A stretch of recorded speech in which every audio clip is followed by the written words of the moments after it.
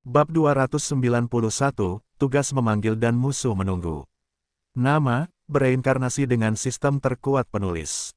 Plus mematikan mengatur ulang. Ketika Wendy dan yang lainnya keluar dari Taman Divisi Sihir, Spencer yang cemas tiba-tiba muncul entah dari mana dan bergegas menuju saudara kembarnya.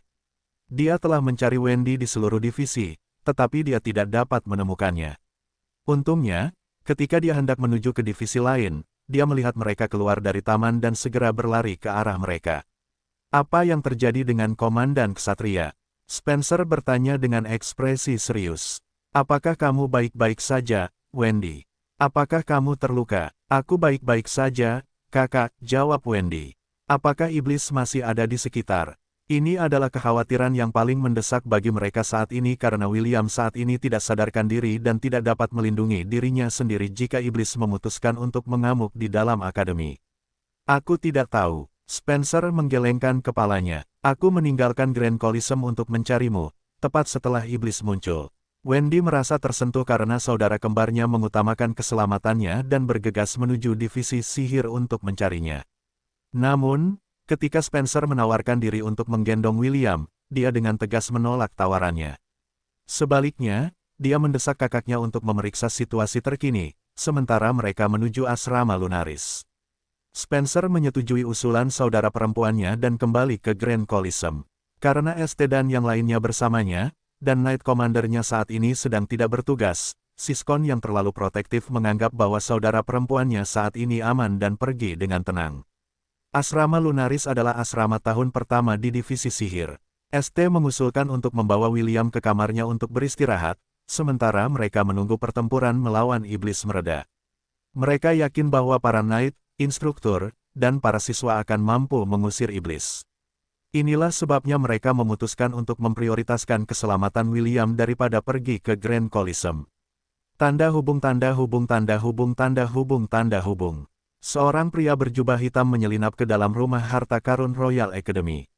Dia dan anak buahnya menggunakan invasi iblis sebagai pengalih perhatian untuk menyusup ke tempat penyimpanan artefak dan harta karun kuno di dalam akademi. Pria berjubah hitam adalah salah satu anggota organisasi yang membantu ras iblis membuat portal warp di Grand Coliseum.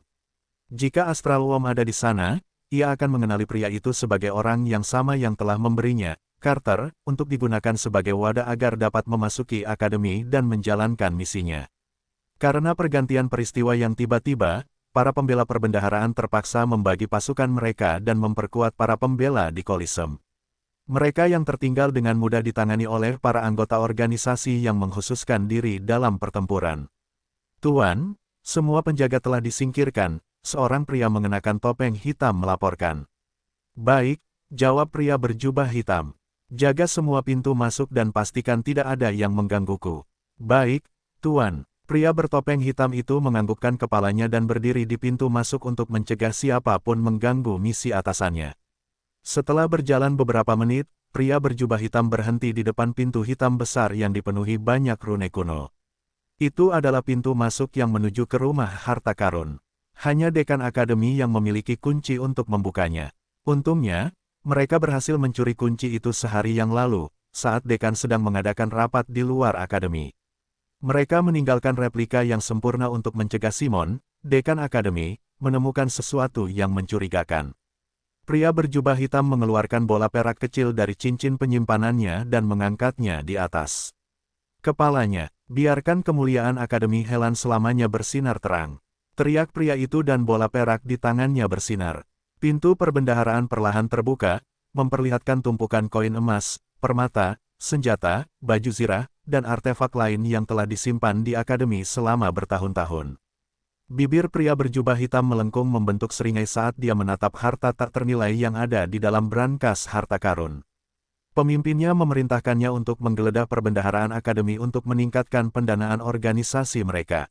Mereka telah menggunakan banyak sumber daya dan tenaga kerja untuk memicu perang antara kerajaan dan dinasti, dan juga mendukung invasi ras iblis. Kas mereka telah berkurang setengahnya dan mereka membutuhkan beberapa sumber pendapatan langsung untuk menjaga operasi mereka tetap berjalan lancar. Pria berjubah hitam hendak memasuki brankas harta karun ketika sebuah tangan menepuk bahunya dari belakang.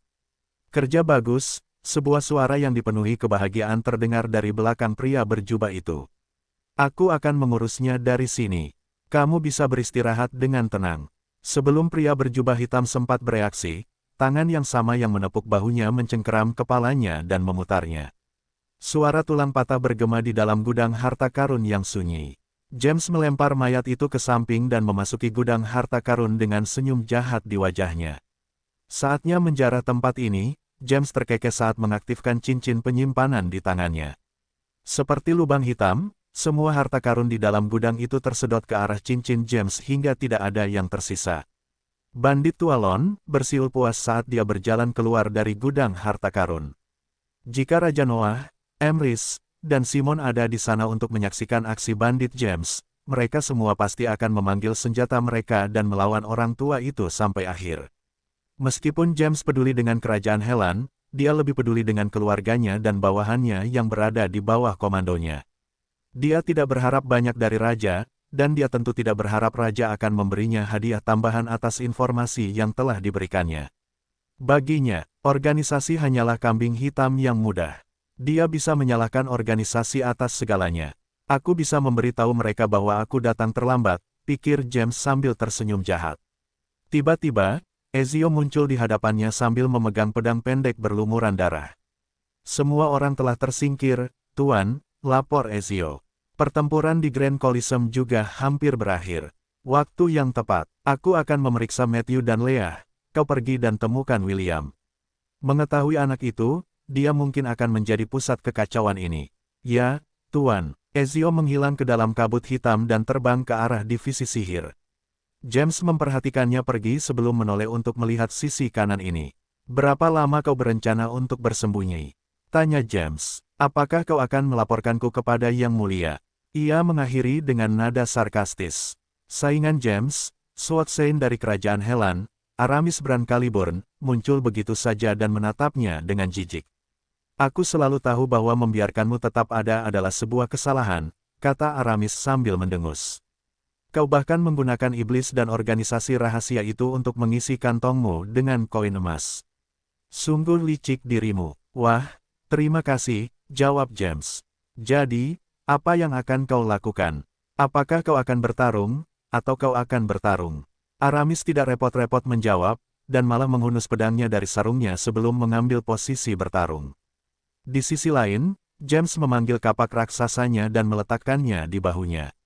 Kedua petarung melepaskan aura mereka dan hendak saling bertarung ketika mereka mendengar bunyi lonceng. Tak lama kemudian, lebih banyak suara dering bergema di seluruh ibu kota dan ekspresi kedua pria itu tiba-tiba menjadi serius. Tanda hubung tanda hubung tanda hubung tanda hubung tanda hubung tanda hubung. Kembali ke Grand Coliseum, tak ada satupun murid yang tewas selama invasi iblis karena Sang Raja, Grand Archmage, dan Dekan Akademi telah membuat persiapan sebelumnya dan menghubungkan Grand Coliseum dengan Simon's Domain. Para murid yang terbunuh telah secara otomatis dipindahkan ke lokasi yang aman di mana mereka akan dirawat oleh para ulama kerajaan. Namun sebelum mereka sempat merayakan kemenangan mereka, lonceng besar Gladiolus mulai berdentang. Raja Noah, Emrys, dan Simon melihat ke arah timur dengan ekspresi muram. Lonceng Gladiolus telah dibunyikan dan itu hanya berarti satu hal, dan satu hal saja. Perang telah dimulai, kata Noah dengan suara yang dipenuhi amarah yang nyaris tak terkendali. Ia telah lama mendengar bahwa sebuah organisasi tak dikenal tengah bergerak di balik layar dan mengipasi api perang dari balik bayang-bayang. Akan tetapi, ia tidak pernah menyangka mereka akan bertindak tegas dan menggunakan segala cara yang mereka miliki untuk mempersulit kerajaan Helan. Raja Noah mengepalkan tinjunya begitu keras hingga tanah di bawah kakinya runtuh saat aura dalam tubuhnya meledak. Bersiaplah, teriak Raja Noah. Suaranya menggelegar di dalam Grand Coliseum saat ia memanggil para prajurit kerajaannya. Bersatulah padaku, tugas memanggil dan musuh menunggu. Apa kalian berdua yakin ingin melakukan ini? Tanya Ian. Kalian mungkin tidak suka dengan apa yang kalian lihat. Aku siap, kata Wendy tegas. ST tidak mengatakan apapun dan hanya menganggukkan kepalanya. Ketiganya berencana untuk memasuki laut kesadaran William menggunakan Ian sebagai perantara. Mereka ingin tahu apakah ada hal lain yang bisa mereka lakukan untuk membantu anak laki-laki itu sadar kembali. Wendy berbaring di sebelah kanan William dan memeluk tubuhnya, sementara ST berbaring di sebelah kirinya, memegang tangannya. Ian berubah menjadi bentuk rohnya dan berbaring di tepi tempat tidur, memeluk kepala William. Sinkronisasi, gumam Ian pelan dan kekuatan rohnya menyelimuti mereka berempat dalam gelembung biru. Tanda hubung tanda hubung tanda hubung tanda hubung. Ini dunia spiritual William. Wendy menutup mulutnya dengan tangan saat dia melihat pemandangan yang luar biasa di depannya. Ian telah mengatakan sebelumnya bahwa laut kesadaran seseorang mencerminkan pikiran batin masing-masing orang. Napas Wendy terengah-engah saat rasa sakit menjalar di dadanya. Dia menatap langit yang hancur seperti kulit telur yang retak. Sebagian besar langit telah jatuh ke laut seperti serpihan puing bangunan yang runtuh. Laut di bawah kaki mereka berwarna abu-abu, yang juga mencerminkan bahwa dunia abu-abu itu berada di ambang kehancuran total. Mata, Wendy tiba-tiba menemukan sesuatu yang merah di tengah dunia yang kelabu. Dia segera berlari ke arah itu dengan air mata mengalir di wajahnya saat dia meneriakkan nama kekasihnya. Will, bayangan half-elf ceria yang memeluknya setiap malam, menciumnya setiap malam, dan membuatnya merasa aman dan terlindungi, terlintas di benaknya saat dia mendekati bocah lelaki yang jatuh itu yang dikelilingi oleh puing-puing yang jatuh dari surga. Ratapan kesakitan dan kesedihan bergema di dalam dunia yang sekarat itu saat Wendy memeluk erat jiwa William. ST menatap William dari jauh dan menangis. Dia menutupi bibirnya dengan tangannya yang halus saat tubuhnya gemetar kesakitan dan menderita. Ian, yang berdiri di sampingnya, melingkarkan lengannya di tubuh ST dan menariknya mendekat. Tidak apa-apa, kata Ian lembut. Memang butuh waktu, tapi dia pasti akan pulih. Aku akan berusaha sekuat tenaga agar dia pulih. ST memeluk Ian lebih erat sementara air matanya jatuh seperti hujan. Dia menyalahkan dirinya sendiri atas apa yang terjadi pada William. Kalau saja aku lebih kuat, ini tidak akan terjadi, kata ST di sela-sela isak tangisnya. Ini semua salahku. Tidak, Ian meyakinkannya. Ini salah para iblis. Kalau bukan karena tindakan keji mereka, semua ini tidak akan terjadi. Kau, Wendy, dan William hanyalah korban dari rencana jahat mereka. Jangan khawatir, selama kita bertiga bekerja sama, kita akan mampu mengembalikannya ke kondisi puncaknya. Ian mengucapkan kata-kata ini, tidak hanya untuk meyakinkan ST, tetapi juga untuk meyakinkan dirinya sendiri. Dia tahu bahwa butuh beberapa bulan bagi William untuk pulih. Namun, dia harus kuat untuk mencegah kedua gadis itu, yang juga menyukai William, menyalahkan diri mereka sendiri atas apa yang telah terjadi padanya. Dia berharap, dengan segenap jiwanya, bahwa bocah itu akan segera membuka matanya dan memberitahu mereka bahwa dia baik-baik saja. Tanda hubung tanda hubung tanda hubung tanda hubung tanda hubung tanda hubung. 20 mil dari pantai benua selatan, beberapa kapal telah berlabuh. Mereka adalah kapal pesiar dari benua bulan perak dan mereka sedang menunggu waktu yang tepat untuk menyerbu benua selatan. Tak lama kemudian suara trompet memecah kedamaian saat beberapa kapal perang muncul 10 mil jauhnya dari formasi mereka. Elandor, anak ajaib elf berusia 19 tahun, mengintip melalui teleskopnya untuk mengidentifikasi para pendatang baru. Tidak butuh waktu lama baginya untuk mengenali bendera kapal perang manusia milik Kekaisaran Kreator. Elandor sudah diberitahu bahwa mungkin ada pasukan lain yang berencana untuk menyerang benua selatan selain mereka, tetapi dia tidak terlalu khawatir. Ada 4 elf archmage yang menemani mereka dalam misi ini, dan mereka lebih dari cukup untuk menghadapi situasi apapun di laut lepas. Kakeknya juga mengatakan kepadanya bahwa, jika memungkinkan, dia tidak boleh berkelahi dengan manusia sampai mereka tiba di tempat tujuan. Siagakan armada, tetapi jangan melawan manusia tanpa perintahku, perintah Elandor. Baik, Tuan Muda, jawab bawahannya dan segera mengeluarkan perintah Elandor. Elandor menatap armada manusia dan mencibir. Klannya adalah salah satu faksi di benua Silvermoon yang membenci manusia. Ini juga sebabnya dia dipilih di antara 11 keajaiban lainnya untuk menjadi panglima besar misi ini untuk menyerang benua selatan. Keluarga elf kuno telah lama ingin membuktikan kepada dunia bahwa mereka adalah ras yang unggul, dan semua ras lain harus tunduk kepada mereka. Jika bukan karena fakta bahwa butuh waktu bertahun-tahun bagi pohon dunia untuk pulih sepenuhnya, mereka mungkin telah melancarkan invasi sejak lama. Bahkan dapat dikatakan bahwa misi untuk menaklukkan benua selatan ini hanyalah langkah pertama mereka menuju dominasi dunia. Elandor percaya bahwa setelah misi ini berakhir, dia akan selangkah lebih maju dari rekan-rekannya dalam hal mampu mendekati putri peri yang telah menemani mereka dalam misi ini. Meskipun Raja Peri telah mengambil langkah mundur dalam hal politik, dan membiarkan Dewan Peri mengambil alih, itu tidak mengubah fakta bahwa semua peri masih menunjukkan rasa hormat dan penghormatan mereka yang sebesar-besarnya kepadanya.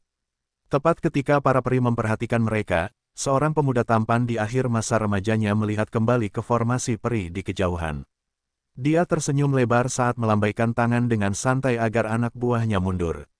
Sama seperti Elandor, pemuda itu berusia akhir belasan dan dipuji sebagai salah satu prajurit terkuat di antara generasi muda di Kekaisaran Kreator. Namanya Jason, pangeran kelima Kekaisaran Kreator. Misinya adalah untuk mempertaruhkan klaim mereka di benua selatan dan menjadikan sepupunya duduk di atas takhta sebagai permaisuri. Bagi remaja itu, misi ini seperti berjalan-jalan di taman. Karena hanya ada sedikit kekuatan di dunia yang berani menghalangi jalan mereka. Dia tidak takut berurusan dengan peri bertelinga panjang, yang mereka perlakukan sebagai budak di benua tengah. Dia bahkan menantikan bentrokan mereka di masa depan dengan ras peri sehingga dia bisa membawa kembali beberapa wanita cantik untuk menghangatkan tempat tidurnya. Jason tidak hanya kuat, tetapi juga sangat cerdas. Dia tahu bahwa ini bukan saatnya untuk bertarung dengan peri karena mereka membutuhkan semua tenaga mereka untuk menaklukkan salah satu dari 4 kerajaan yang memegang poros kekuasaan di benua selatan. Sampai saat itu, dia akan membiarkan mereka sendiri dan menyelesaikan perbedaan mereka setelah mereka mendarat di tanah asing. Kedua komandan muda itu meremehkan ras masing-masing di dalam pikiran mereka. Meski begitu, mereka masih saling menoleransi saat mereka menunggu saat langit tanah selatan akan berubah warna. Itu adalah tanda bahwa waktunya sudah tepat untuk maju dan mempertaruhkan klaim mereka di antara tanah selatan yang kaya dan subur. Itu juga merupakan pendahuluan untuk perang habis-habisan yang akan membentuk kembali keseimbangan kekuatan antara semua faksi yang bertikai yang bersaing untuk mendapatkan supremasi. Will, waktunya bangun. Berapa lama kamu berencana untuk tidur? Tanya sebuah suara yang menggemaskan. Jika kamu tidak segera bangun, aku akan menciummu. Mata William perlahan terbuka ketika dia mendengar suara yang familiar itu berbisik di telinganya. Wajah Dewi Loli yang menggemaskan muncul dalam penglihatannya dengan bibirnya mengerucut keluar untuk menciumnya. William buru-buru mengangkat tangannya untuk menutup bibir Lily, tetapi terkejut dengan apa yang dilihatnya. Alih-alih tangannya, yang menutup bibir Lily adalah tangan berbulu dan berbantalan yang membuat Dewi Loli itu terkikik. Au, William sangat pemalu, Lily terkekeh sambil mengangkat William tinggi-tinggi ke udara dan memutarnya. Seharusnya aku melakukan ini lebih awal. Kamu terlihat lebih manis dengan cara ini. Lily, kenapa kamu di sini? Tanya William melalui telepati. Di mana aku? Lebih baik lagi, aku ini apa? Tidak butuh waktu lama bagi William untuk menyadari bahwa ada sesuatu yang sangat aneh tentang tubuhnya karena terasa aneh. Seolah-olah dia belum sepenuhnya terbiasa dengan tubuhnya dan kesulitan menggerakkan bagian-bagiannya. Baiklah, tenanglah, Little Will. Lily dengan senang hati menyenggol hidung William sambil menyeringai lebar di wajahnya. Aku tahu kamu sedang bingung, tetapi penjelasanku harus menunggu sampai kita tiba di tempat tujuan. Lily dengan senang hati menggendong William keluar dari kediamannya untuk bertemu dengan Issei dan David. Gavin saat ini sedang beristirahat di gubuknya di pinggiran kuil untuk memulihkan diri. Forceful God Discern yang dia lakukan untuk menyelamatkan William telah membuatnya lumpuh dan butuh waktu lama baginya untuk pulih sepenuhnya. Kita sampai, Lily mengumumkan saat dia tiba di area piknik kuil tempat beberapa dewa lainnya sedang bermalas-malasan. Issei dan David sudah duduk di samping meja piknik dan melambaikan tangan ke arah Dewi Loli yang mendekat. Bagaimana? Tanya Issei. Berjalan dengan sangat baik, jawab Lily dengan pose kemenangan. David memainkan janggutnya sambil menatap boneka beruang pink di tangan Lily. Karena Lily telah menyatakan bahwa usahanya berhasil, maka kesadaran yang berada di dalam boneka itu tidak lain adalah William. Lily dengan santai meletakkan boneka beruang itu di atas meja sambil tersenyum lebar. Tadah, aku persembahkan kepadamu, Little Will versi 1.1. Issei dan David menghibur Lily dengan bertepuk tangan untuk memujinya. William yang masih dalam keadaan bingung memiringkan kepalanya sambil menunggu penjelasan. Bisakah seseorang memberitahuku apa yang terjadi? Tanya William. Apakah aku menyeberang? Apakah aku mati? Lily terkekeh dan menusuk hidung si beruang Teddy dan memulai penjelasannya. Secara teknis, Kau sekarang adalah setengah mati setengah elf. Satu-satunya hal yang menghalangimu untuk menyeberang adalah inti roh yang baru ditanamkan di dalam tubuhmu. Jika bukan karena itu, kau akan memasuki siklus reinkarnasi saat ini juga. William mencoba mengingat apa yang terjadi sebelum ia kehilangan kesadaran dan teringat sepasang mata ungu yang menatapnya dengan penuh kasih sayang. Ia tahu siapa pemilik sepasang mata itu dan perasaan rumit muncul di hatinya. Sepertinya aku berutang padanya, pikir William sambil mendesah dalam hati. Kau telah tidur selama 3 hari dan, selama waktu itu, tubuh dan jiwamu telah dirawat oleh 3 wanita cantik, komentar Issei di samping. Kau seharusnya berterima kasih kepada mereka dengan pantas saat kau pulih. T3 hari, aku telah tidur selama 3 hari. William tersentak kaget. Apa yang terjadi saat aku tidak sadarkan diri? Apakah yang lain aman? Bagaimana dengan Wendy? Tenanglah, jawab David. Semuanya aman, setidaknya untuk saat ini. Untuk saat ini, ya, untuk saat ini. William ingin tahu lebih banyak, tetapi David tidak mengatakan apapun lagi. Lily dan Issei juga tidak mengatakan apapun untuk menindaklanjutinya yang membuat William merasa cemas. Begini, sebelum kamu mengkhawatirkan orang lain, mengapa kamu tidak mengkhawatirkan dirimu sendiri terlebih dahulu? Kata Lily sambil menepuk dahinya. Apakah kamu tahu seberapa serius kerusakan pada jiwamu? Sungguh suatu keajaiban bahwa aku masih bisa menarik kesadaranmu keluar dari tubuhmu. William terdiam setelah mendengar kata-kata Lily. Jika jiwanya tetap berada di dalam tubuhnya, dan hanya kesadarannya yang ditarik keluar, itu hanya menunjukkan betapa buruknya situasinya saat ini. Ah, tidak ada gunanya mengkhawatirkan hal-hal di luar kendalimu, kata Issei sambil menepuk bahu boneka beruang itu. Yang perlu kamu pikirkan adalah apa yang akan kamu lakukan dari sini. Jelas, kamu tidak dapat kembali ke tubuhmu dalam keadaanmu saat ini. Bahkan jika kamu kembali, tidak akan ada yang berubah. Kamu hanya akan tetap dalam keadaan tidak sadar selama 1 atau 2 bulan. William memejamkan mata dan berusaha sebisa mungkin untuk menenangkan diri. Issei benar, meskipun ia ingin kembali ke tubuhnya, kerusakan pada laut kesadarannya masih ada. Setelah menenangkan diri, ia kembali membuka mata dan menghadap ketiga dewa yang mendukungnya dari surga. Apa yang harus kulakukan sekarang? Tanya William. Apakah ada cara agar tubuhku pulih? Adakah di antara kalian yang bisa membantuku? Ketiga dewa itu saling bertukar pandang dan menatapnya dengan ekspresi serius di wajah mereka. Kerusakan di laut kesadaranmu akan pulih seiring waktu, tetapi butuh setidaknya beberapa bulan untuk pulih sepenuhnya, jawab Issei dengan percaya diri. Saat ini, Ian dan yang lainnya sedang berusaha sebaik mungkin untuk mempercepat prosesnya, tetapi kamu tidak bisa terburu-buru melakukan hal seperti ini. Jiwa adalah makhluk yang sangat rapuh. Dibutuhkan sejumlah besar energi spiritual untuk merusaknya, dan membutuhkan jumlah yang sama untuk memulihkannya. David berdeham saat dia melihat teddy bear yang tertekan di depannya. Namun, itu tidak berarti bahwa kamu tidak bisa terbangun dari keadaanmu saat ini. Tentu saja kamu bisa, bahkan, kamu bisa bertarung, tetapi kamu hanya bisa melakukannya untuk waktu yang sangat singkat. Jika kamu melampaui batasmu, jiwamu yang sudah hancur akan hancur total. Ketika itu terjadi, akan butuh setidaknya 1000 tahun bagi jiwamu untuk pulih dan memasuki siklus reinkarnasi. William mendesah, lega ketika mendengar bahwa masih ada harapan baginya untuk terbangun di dunia nyata. Meskipun bagian tentang jiwanya yang runtuh benar-benar membuatnya takut, dia lebih khawatir tentang tetap dalam keadaan linglung selama berbulan-bulan.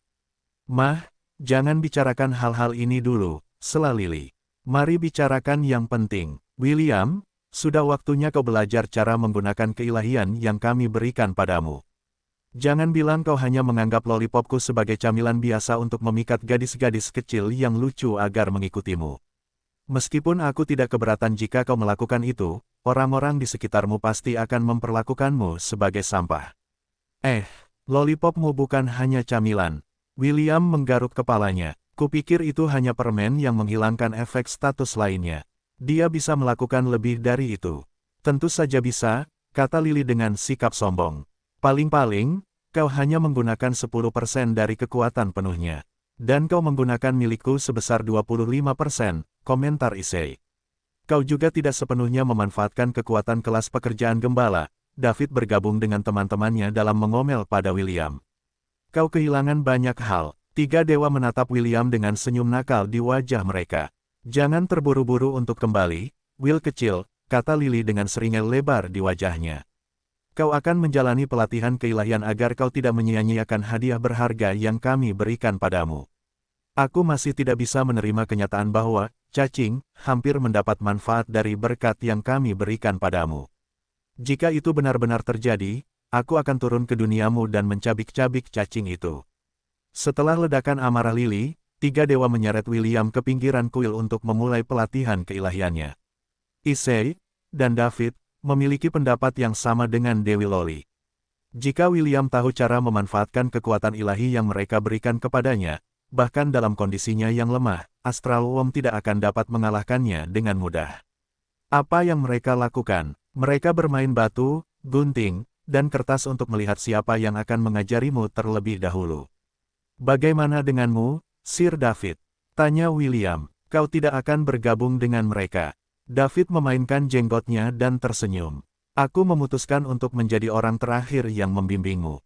Dengan begitu, aku tidak perlu khawatir tentang keterbatasan waktu untuk membuatmu mengerti kekuatan sebenarnya dari kelas gembala. William menatap dewa yang tersenyum di sampingnya dan menganggukkan kepalanya. Sebenarnya, dia ingin tahu lebih banyak tentang kelas pekerjaan utamanya. Tidak seperti sihir hitam di mana dia memiliki guru untuk mengajarinya, kelas pekerjaan gembala adalah misteri baginya. Dia telah memainkan banyak permainan RPG di bumi, tetapi tidak ada satupun dari permainan itu yang memiliki kelas pekerjaan gembala. Mengenai sistem penjinakan, dia tidak benar-benar mengerti cara kerjanya. Lebih sering daripada tidak, dia harus menggunakan kontrak atas nama Dewa Kontrak sebagai media untuk menambahkan spire dan psoglaf sementara kekawanannya. Adapun Fenrir dan para Trollhound lainnya, mereka telah bersumpah setia kepada William dan secara otomatis menjadi bagian dari kawanannya, tanpa dijinakkan. Singkatnya, Shepherd Job Class tidak memiliki skill penjinakan yang dapat digunakan William untuk menjinakkan binatang tipe kawanan. Ia hanya berasumsi bahwa ia dapat menjinakkan mereka karena sistem mengklasifikasikan monster di sekitarnya berdasarkan apakah mereka dapat dijinakkan atau tidak. Ia berharap bahwa dengan bimbingan David, ia akan dapat memahami apa yang sebenarnya dapat dilakukan oleh Shepherd Job Class. Sebuah teriakan keras menyadarkan William dari linglungnya saat Issei mengangkat tinjunya dengan penuh kemenangan. Di sisi lain, Lily dengan penuh kebencian menghentakkan kakinya ke tanah dan mencibir William. Ia tampak begitu imut dan menggemaskan sehingga kebanyakan anak laki-laki akan bersatu dan memulai perang salib melawan Issei jika mereka melihat keadaan Lily saat ini. Ayo, William, kata Issei sambil mengambil boneka beruang itu sambil menyeringai. Sudah waktunya bagimu untuk memahami kekuatan keilahian yang telah kuberikan kepadamu bertahun-tahun yang lalu. Sebelum William sempat mengucapkan selamat tinggal pada Lily dan David, dunia berubah dan baik dia maupun Issei menghilang tanpa jejak. Lily mendecakkan lidahnya sambil menghentakkan kakinya kesal. Cih, ini kesempatan bagus untuk mengubah William menjadi lolicon. Sayangnya, Issei tetap saja menghabisinya lebih dulu. Sangat menyebalkan. Kau seharusnya tidak mengatakan pikiranmu dengan keras, tahu. Komentar David, terutama saat dewa-dewi lain ada di sekitar. Hah, gelombang apa yang kau mengerti, orang tua? Lily mendesah. Kau kuno, kau bahkan tidak tahu apa arti, Mo. David berpura-pura tidak mendengar kata-kata Lily dan memutuskan untuk mengunjungi Gavin di gubuknya. Dia khawatir dengan reaksi keras yang akan diterima temannya setelah dia berusaha sekuat tenaga menjaga jiwa William agar tidak hancur. Melihat David tidak tertarik mendengar rengekannya, Lily kembali ke kuil untuk menunggu kedatangan kandidat berikutnya. Tidak seperti Issei yang sudah mencapai jumlah pengikut maksimal, Lily masih harus menempuh jalan panjang. Beruntung baginya, tidak sedikit orang yang dengan senang hati menandatangani kontraknya setelah melihat senyum cerah di wajahnya yang menggemaskan. Tanda hubung tanda hubung tanda hubung tanda hubung tanda hubung. William, dengarkan baik-baik karena apa yang akan kukatakan padamu penting, kata Issei sambil duduk di depan William. Mereka berdua berada di dalam istananya, tempat sebagian besar wanita Issei tinggal. Mereka saat ini bergantian memeluk teddy bear yang imut itu di dada mereka yang menggerahkan, tidak peduli darah sudah merembes keluar dari hidung teddy bear itu. Gadis-gadis, apa kalian keberatan? Issei menarik William dari kekasihnya dan mencegah mereka melakukan apa yang mereka inginkan padanya. Kami para lelaki sedang berbicara penting. Selain Abi dan Gabi, kalian semua bubar. Sayang, kau jahat sekali. Mari kita lihat apakah kau akan bisa tidur malam ini. Lebih baik kau membuat kami merasa senang nanti atau kami akan membuatmu menyesal. Beberapa keluhan lain dilontarkan oleh kekasih Issei, tetapi mereka semua mengikuti perintahnya dan meninggalkan ruangan. William menatap kedua saudara kembar cantik yang berdiri di sisi kiri dan kanan Issei. Mereka tampak berusia awal 20-an, dan memiliki tubuh mungil. Meski begitu, itu tidak mengubah fakta bahwa kedua gadis itu jelas di atas rata-rata. Issei berdeham dan mulai menjelaskan tentang penggunaan keilahian yang ia tinggalkan di dalam tubuh William. Saat ini, kau hanya dapat menggunakan 25% dari kekuatan, bidak catur, yang kuberikan padamu, Issei menyatakan dengan nada serius. Ini tidak ada hubungannya dengan afinitas, bakat, atau ras. Kau sama sekali tidak memiliki kualifikasi untuk menggunakan kekuatan penuhnya karena kau masih terlalu muda. Hanya ketika kau cukup umur, segel terakhir pada keilahianku akan terbuka dan memungkinkanmu untuk menggunakan kekuatannya secara maksimal. Issei berdiri dari tempat duduknya dan memberi isyarat. Abi, yang duduk di sebelah kiri Issei, bersinar dan mengubah dirinya menjadi pedang. Dewa Haram mencengkeram gagang pedang dengan kuat dan mengayunkannya beberapa kali. Dengan setiap tebasan pedangnya, beberapa bilah udara muncul dari udara tipis dan melesat ke arah yang dituju Issei. Issei membuat isyarat lain dan Gabi, yang sedang menonton pertunjukan kekasihnya, tersenyum sebelum berubah menjadi perisai bundar. Perisai itu terbang ke arah Issei dan yang terakhir menangkapnya dengan tangan kirinya. Kekuatan keilahianku adalah kekuatan ikatan, kata Issei dengan suara yang dipenuhi kelembutan dan kasih sayang. Semakin dekat kamu dengan kekasihmu, semakin kuat koneksinya. Ini akan memungkinkan Anda untuk menggunakan kemampuan hebat yang eksklusif untuk mereka. Kedua gadis itu berubah kembali ke tubuh asli mereka dan memeluk Issei. Sang Dewa Haram memegang pinggang mereka erat-erat dan mencium pipi mereka berdua, sebelum menghadap William. Aku tidak menyuruhmu untuk menggunakan pacarmu sebagai senjata, atau sebagai baju sirah. Aku hanya memberitahumu bahwa segala sesuatu mungkin saja terjadi, selama ikatan yang kau miliki dengan mereka tetap kuat. Selain itu, aku punya firasat bahwa jika keilahianku dan keilahian Gavin bekerja sama, kau mungkin bisa mewariskan kelas pekerjaanmu kepada kekasihmu untuk sementara waktu. Tentu saja, ini belum dikonfirmasi. Kau perlu bereksperimen dengan ini setelah kau kembali ke duniamu. Telinga William menajam ketika Issei menyebutkan bahwa mentransfer job kelasnya kepada para kekasihnya mungkin saja bisa dilakukan.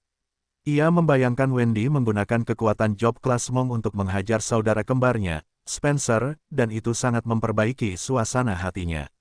Melihat suasana hati William yang membaik, Issei memutuskan untuk menunjukkan kepadanya apa yang sedang terjadi di dalam laut kesadarannya. William menatap tubuh rohnya yang berwajah pucat, yang saat ini sedang dipeluk oleh tiga gadis.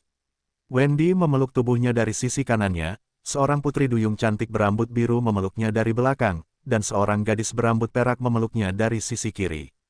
Ketiga gadis itu memejamkan mata saat mereka menyalurkan energi spiritual mereka di sekitar mereka. Energi itu perlahan diserap oleh permata biru yang tertanam di dada William. Tatapan William melembut saat ia menatap ketiga gadis yang berusaha sebaik mungkin untuk membantunya pulih lebih cepat. William, kau dicintai, komentar Issei. Aku yakin kau sudah tahu apa yang harus dilakukan, jadi aku tidak akan mencampuri urusanmu. Namun, izinkan aku memberimu beberapa saran. Wanita suka ketika pria yang mereka cintai mengatakan bahwa dia mencintai mereka.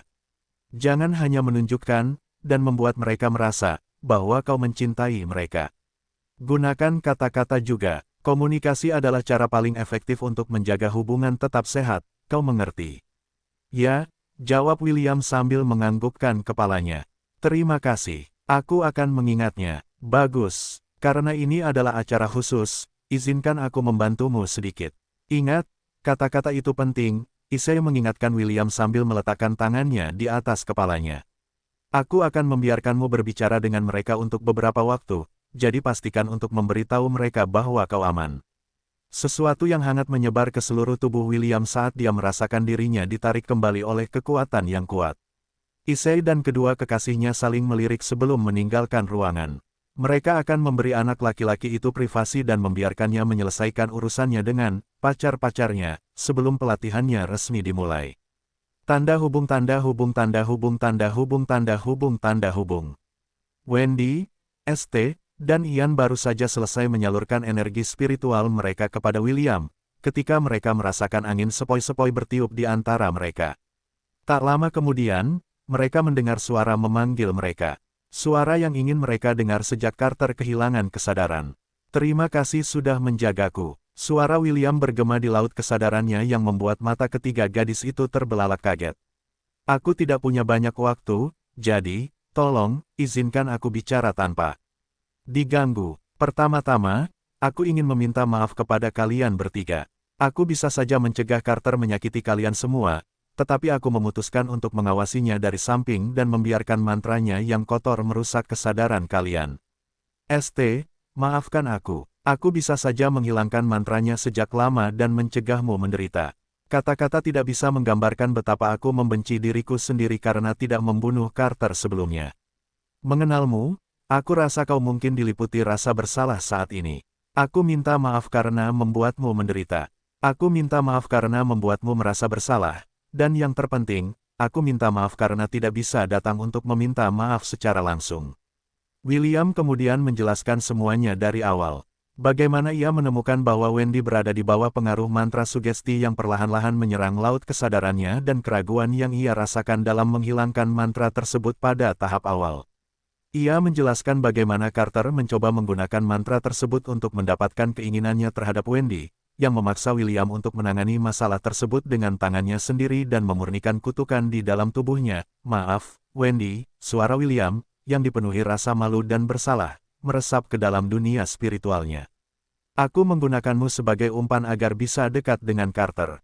Aku menempatkanmu di jalan yang sangat berbahaya dan dia hampir berhasil memaksamu melakukan hal-hal yang tidak akan pernah kau lakukan dalam keadaan sadarmu.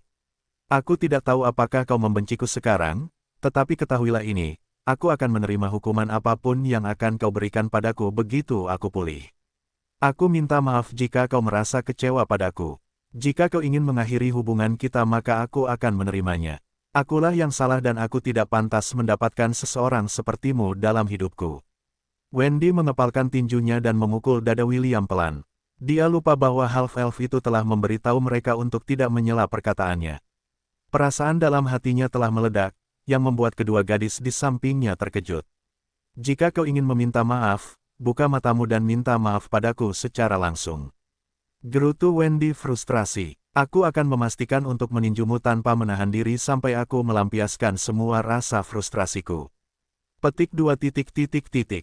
"Apa kau mencoba membunuhku?" Suara William yang dipenuhi dengan rintihan ketidakberdayaan. "Aku hanya bisa bertahan hidup. Satu pukulan berkekuatan penuh darimu akan segera mengirimku ke siklus reinkarnasi." Wendy menghentikan pukulannya. "Baiklah, aku akan menunggumu pulih lalu memukulmu. Kenapa kau tidak memberitahuku sebelumnya? Apakah ini sebabnya kau merasa cemas? Apakah ini sebabnya kau merasa bersalah? Kau telah memendam semua perasaan ini di dalam dirimu untuk waktu yang sangat lama dan berjuang sendirian. Kenapa kau tidak percaya padaku? Maafkan aku." William meminta maaf. "Aku berjanji tidak akan melakukannya lagi. Jangan tinggalkan aku, Wendy." Wendy membenamkan kepalanya di dada William dan menangis. Dia telah melihat kecemasan William sepanjang minggu lalu sebelum insiden itu terjadi. Dia telah melihat rasa bersalah di wajahnya dan kekhawatiran di alisnya setiap kali dia menatapnya. Kesadaran William melayang di atas mereka, dan melihat ekspresi sedih pacarnya. Jika saja dia bisa menggerakkan tangannya, dia pasti akan melingkarkannya di tubuh pacarnya dan membisikkan kata-kata permintaan maaf di telinganya. Dia kemudian mengalihkan perhatiannya ke putri duyung berambut biru yang memeluknya dari belakang. Kepalanya disandarkan di dada pacarnya. Ia memperhatikan permata yang tertanam di tubuhnya dan tubuh Ian bersinar serempak seperti detak jantung. "Ian, terima kasih," kata William. "Jika kau tidak memberikan separuh jantungmu padaku, aku pasti sudah mati. Aku mendengar kata-katamu dan aku berjanji akan memenuhinya. Aku akan bertanggung jawab, tetapi, bisakah kau memberiku waktu? Aku tidak ingin melakukan sesuatu dengan setengah hati, saya ingin melakukannya dengan benar.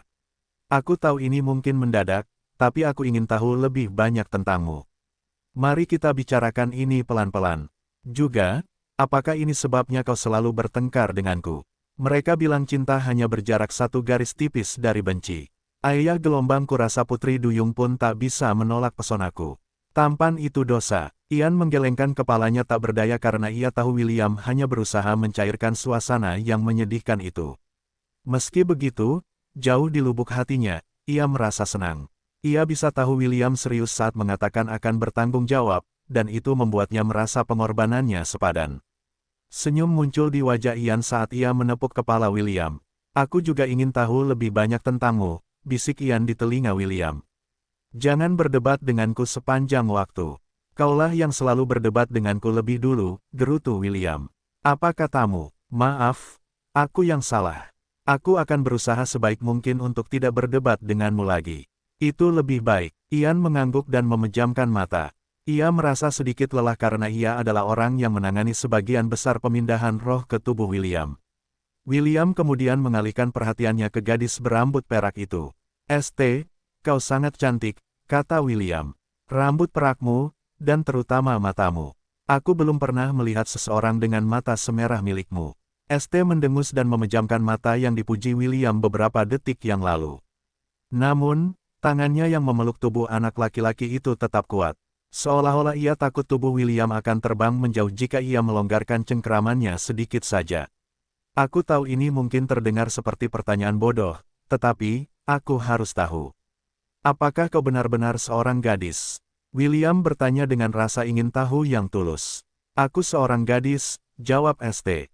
"Tetapi, saat ini aku berada di bawah kutukan yang kuat dan harus tetap menjadi anak laki-laki seumur hidup.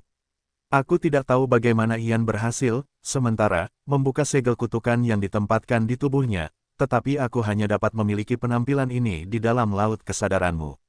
Siapa yang mengutukmu? Kau tahu." Suara William mengandung sedikit amarah, yang membuat ST merasa seperti anak kucing kecil yang menggaruk hatinya. "Aku dikutuk oleh seorang dewi. Namanya, Lady Astrid. Mengerti, aku akan berbicara dengannya saat aku di sini." "Hah?" ST membuka matanya tiba-tiba dan menatap anak laki-laki berwajah pucat itu. "Apa maksudmu kau akan berbicara dengan Lady Astrid? Di mana kau sekarang?" Tawa kecil keluar dari bibir William, tetapi dia tahu lebih baik daripada mengatakan bahwa dia saat ini berada di kuil tempat para dewa tinggal. "ST, kau percaya padaku?" "Tidak." Kenapa tidak?" tanya William. "Kau tidak berani percaya pada half-elf yang menakjubkan ini. Half-elf tampan yang bisa membuat semua gadis di akademi terpesona hanya dengan satu kedipan mata." ST mendengus dan menjentik kepala tubuh roh yang tak sadarkan diri itu dengan kesal. "Kenapa aku harus percaya pada seorang tukang selingkuh? Kau sudah punya Wendy, dan Ian, sekarang kau ingin memilikiku juga. Aku tidak semurah itu." William tersenyum pada gadis keras kepala yang menempel di tubuhnya. "Aku punya ide, kenapa kita tidak bertaruh saja? Kau dan taruhan bodohmu itu. Aku tidak suka bertaruh dengan tukang selingkuh." "Jangan seperti itu, dengarkan aku dulu," kata William dengan suara yang mirip dengan orang dewasa yang membujuk anak kecil. "Bagaimana kalau kita berdua membuat janji saja?" "Teruskan." "Aku mendengarkan," jawab ST dengan nada waspada. "Aku akan menemukan cara untuk sepenuhnya membatalkan kutukan di tubuhmu, Ian, dan Ishak. Setelah kau kembali menjadi seorang gadis, kau menjadi pacarku. Dan jika kau tidak dapat membatalkan kutukan itu..." William berhenti sejenak sebelum menjawab. "Jika aku gagal membatalkan kutukan itu, kau bisa menjadikanku pacarmu. Ini situasi yang menguntungkan, bukan? Aku punya ide yang lebih baik." Senyum nakal muncul di wajah ST saat dia mengucapkan lamarannya. "Bagaimana kalau aku meminta Lady Astrid untuk mengubahmu menjadi seorang gadis? Dengan begitu, aku bisa menikahimu. Ini situasi yang menguntungkan bagi kita berdua. Bagaimana menurutmu?" "Tidak, aku tidak akan membiarkan William berubah menjadi seorang gadis." Komentar Wendy dari samping. "Dia akan menikahiku. Nona, kurasa lamaran ini tidak bagus," sela Ian. "Ian, kau masih di bawah kutukan," ST mengingatkan pengikutnya. "Paling-paling, kau hanya bisa bertahan dalam wujud itu selama 3 jam. Sisa waktunya, kau akan menjadi laki-laki. Jika William berubah menjadi perempuan, maka tidak akan ada masalah. Kita bisa saja membuatnya melahirkan kedua bayi kita. Ini situasi yang menguntungkan bagi kita berdua." Hati Ian bergetar saat mendengar perkataan ST. Memang benar dia tidak bisa berlama-lama dalam wujud Putri Duyung. Jika dia berpihak pada ST, dia akan tetap bisa berhubungan intim dengan William. Selain itu, Pikiran untuk membiarkan half-elf melahirkan bayinya terdengar sangat menggoda. Tidak, Wendy menolak ide itu dengan sekuat tenaga. Aku tidak akan setuju. Aku istri pertama. Aku tidak akan membiarkan William berubah menjadi seorang gadis. Tes, tes. ST dan Ian mendecak lidah, sementara William memperhatikan mereka bertiga dengan ekspresi rumit. Tentu saja, dia tidak ingin berubah menjadi seorang gadis, dan dia juga tidak ingin memberikan janji-janji kosong kepada ST. Untuk sementara waktu, dia memutuskan untuk menunda masalah itu sampai dia berbicara dengan Dewi Astrid. Untuk mengubah topik pembicaraan, William memutuskan untuk bertanya tentang apa yang terjadi setelah kejadian itu. Para dewa tidak memberitahu dia apapun, jadi dia penasaran tentang akibat dari upaya Carter yang gagal untuk mengambil alih tubuhnya. Ekspresi wajah ketiga gadis itu langsung berubah serius. Mereka benar-benar lupa tentang urusan kerajaan setelah mendengar suara William di dalam laut kesadarannya. William, perang telah dimulai, kata ST dengan ekspresi sedih. Dan itu tidak terlihat bagus. Saat ini kita sedang didorong mundur oleh pasukan gabungan dari dua dinasti. Aku khawatir tidak akan lama sebelum pasukan mereka menerobos ke garis pertahanan kedua kita. Saat ini, Sword Saint dan Archmage menahan mereka. Meski begitu, aku khawatir hanya butuh 1 atau 2 minggu sebelum benteng Windsor jatuh. ST kemudian menceritakan rangkaian kejadian yang mengikuti invasi iblis di akademi. Dia sekarang mengerti mengapa David mengatakan bahwa Wendy dan yang lainnya aman untuk saat ini. Pada hari itu, William menyadari betapa buruknya situasi kerajaan Helen saat ini. Jenderal, mereka akan menerobos. Seorang perwira melaporkan dengan suara panik. Fokus saja pada semut-semut terbang itu dulu, perintah Gareth Brand, Jenderal Besar Kerajaan Helen. Meskipun semua orang di sekitarnya panik, hanya dia yang memiliki ekspresi tenang di wajahnya. Begitulah tekad pria yang berdiri di puncak pasukan militer Kerajaan Helen. Matanya melirik gerbang yang hampir runtuh, sebelum mengalihkan perhatiannya ke semut-semut sepanjang 3 meter yang jumlahnya mencapai ribuan. Beberapa semut telah merangkak di atas tembok benteng, menyebabkan para pembela terlibat dalam pertempuran hidup dan mati dengan mereka. Pemanah dan penyihir, singkirkan serangga-serangga terbang itu, kata Gareth dengan nada yang menyadarkan semua orang dari kepanikan mereka. Tidak masalah jika mereka menerobos gerbang. Gareth menghunus pedang di sarungnya dan mengangkatnya tinggi-tinggi. Demi kemuliaan kerajaan Helen, bunuh, bunuh. Para petarung jarak dekat menggandakan usaha mereka saat mereka membunuh semut-semut yang memanjat tembok benteng mereka. Para pemanah dan penyihir tidak lagi ragu-ragu dan menghujani serangan mereka pada semut-semut terbang yang menyerang mereka dari langit. 5 menit kemudian, ledakan keras bergema di tengah teriakan dan jeritan di medan perang. Para prajurit dari dinasti Anaesa menyerbu ke dalam benteng. Gelombang pertama penyerbu bahkan belum melangkah 20 langkah ke dalam benteng sebelum semua kepala mereka terpisah dari tubuh mereka. Air mancur darah menyembur saat mayat-mayat yang dipenggal jatuh ke tanah, mewarnai sekeliling mereka menjadi merah dengan darah mereka. Seorang pria, mengenakan jubah hitam, berdiri di pintu masuk utama benteng, memegang pedang perak di tangannya. Selamat datang di benteng Windsor, kata Aramis Brancaliburn, pedang suci kerajaan Helen, sambil tersenyum. Silakan nikmati masa tinggal Anda, karena ini adalah tempat di mana Anda akan dimakamkan. Aramis dengan santai mengayunkan pedangnya dan tubuh ratusan prajurit terbelah menjadi 2. Mereka yang berhasil selamat dari serangan itu berteriak ketakutan saat mereka berlari keluar dari benteng. Sayangnya bagi mereka, Aramis tidak berniat membiarkan mereka pergi. Dia melancarkan serangan pedang lagi untuk mengakhiri hidup orang-orang yang melarikan diri itu. Namun, sebuah pukulan kuat menghentikan serangannya untuk mencapai targetnya. Apa kau tidak punya rasa malu, Aramis?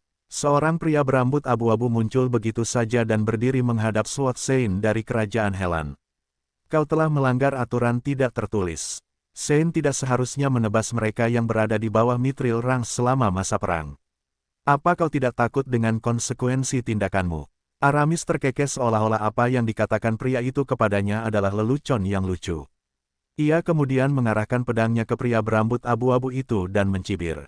Akibat, aturan tak tertulis. Jangan membuatku tertawa, Emeric, kata Aramis dengan nada meremehkan. 2 dinasti menyerang satu kerajaan, bahkan tanpa pernyataan perang, dan kau memberitahuku tentang aturan.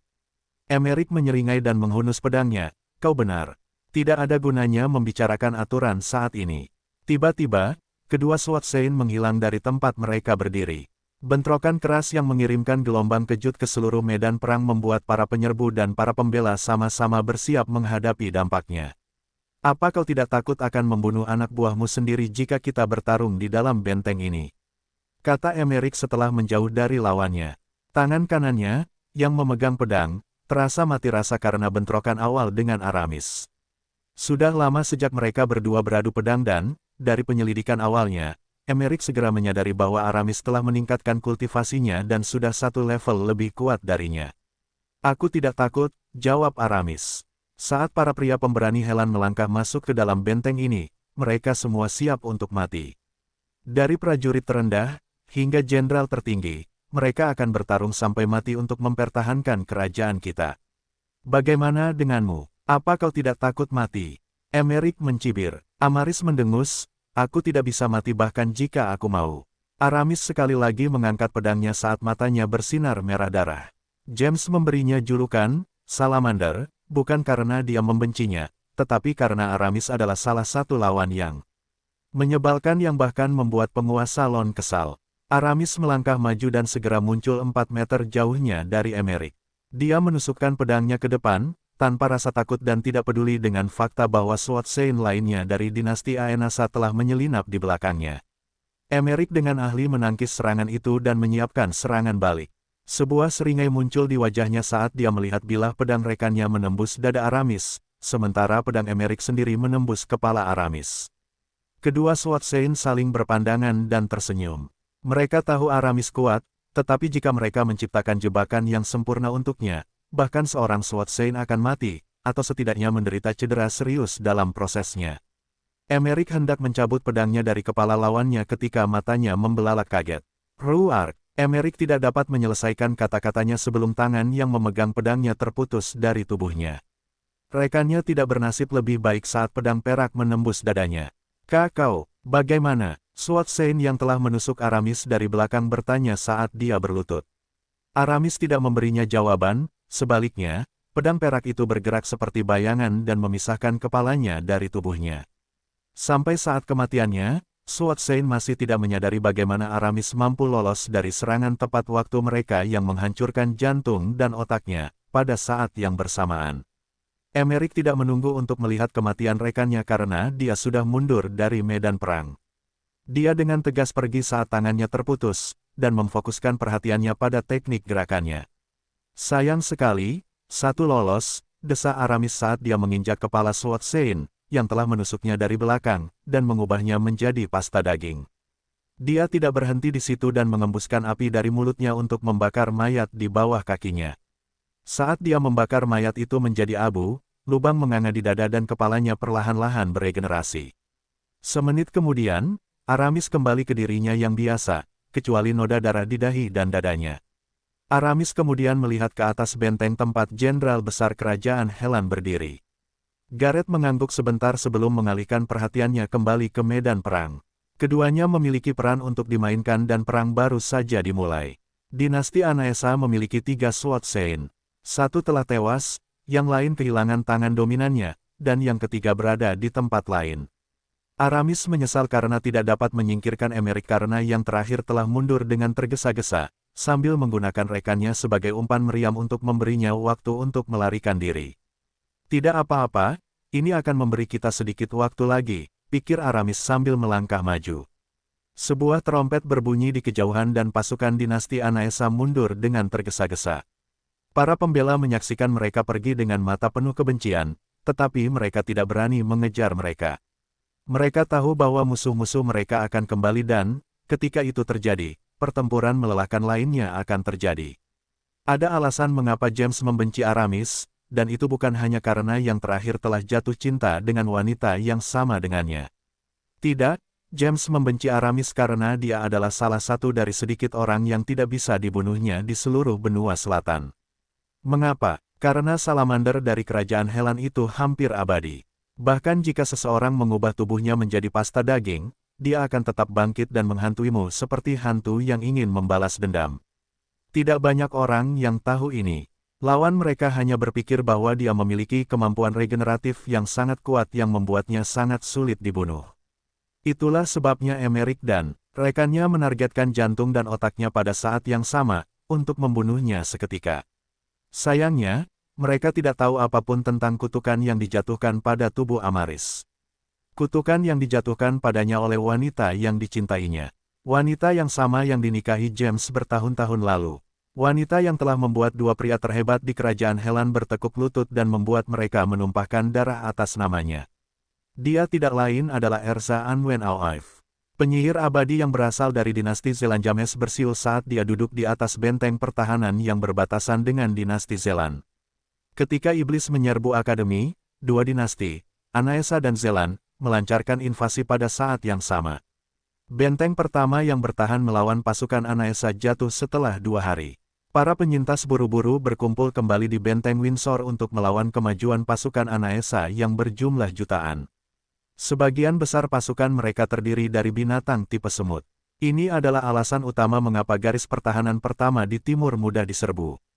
Meskipun mereka melakukan yang terbaik untuk melawan, jumlah musuh yang sangat banyak melebihi jumlah pembela 200-1. Hanya ketika Aramis dan Archmage tiba di benteng Windsor, jumlah pasukan semut berkurang drastis.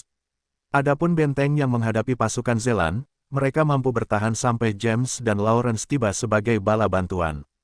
Bersama-sama, keduanya berhasil membuat para penyerbu mundur sementara. Pasukan bis sedikit terlambat dalam mobilisasi mereka dan tiba terlambat di medan perang.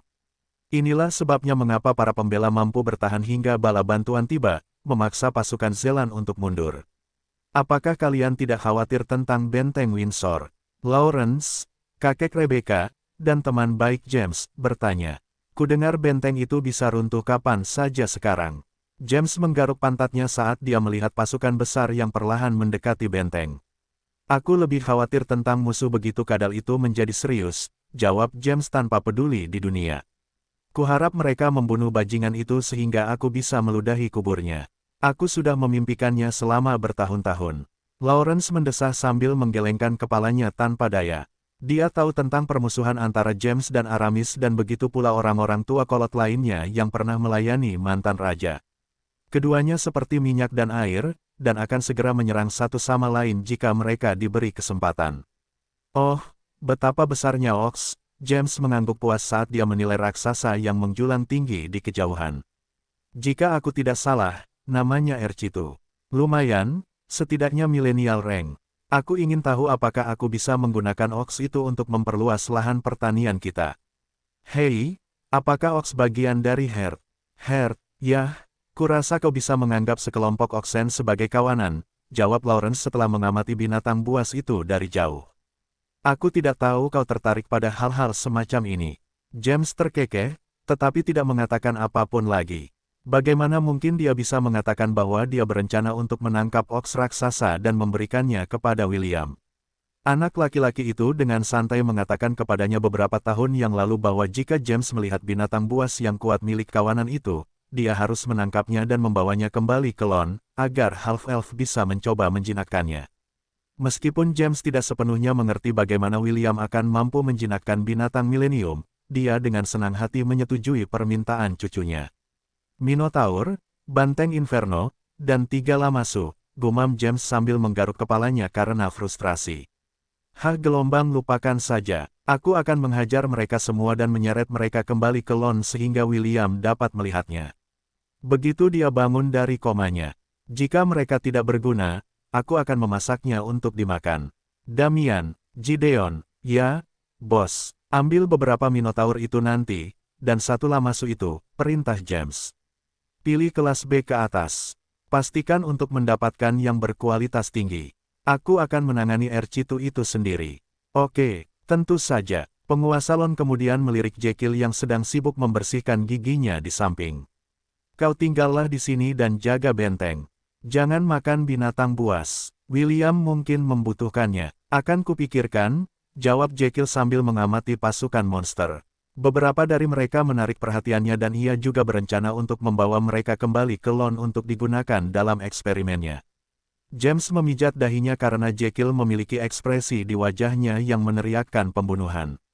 Ia tahu lebih baik daripada menghalangi, Dokter Gigi, Lon saat ia menemukan sesuatu yang menarik.